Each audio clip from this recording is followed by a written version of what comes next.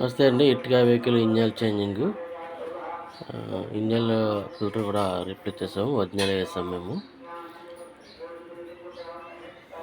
కొత్త filter fitment చేస్తున్నాము.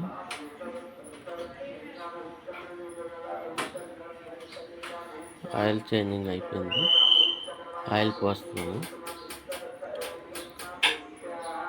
అలాగే కూలెంట్ కూడా రీప్లేస్ చేసాము. డౌన్ చేసి కూలెంట్ వేస్తున్నాము. కూలెంట్తో పాటు డిస్టిల్ వాటర్ కూడా వేయాలి. డిస్టిల్ వాటర్ అంటే సపరేట్గా బాటిల్ అమ్ముతారండి. ఈ బాటిల్ వాడాలి. మనం బోర్ వాటర్, ట్యాప్ వాటర్ అవి వేయకూడదు, ఇంజిన్ పాడవుతుంది. అలాగే ఇంజన్ మార్చినప్పుడు ఇంజన్ ఫిల్టర్ మార్చుతాము. అలాగే ఎయిర్ ఫిల్టర్ కూడా చెక్ చేసుకోవాలి.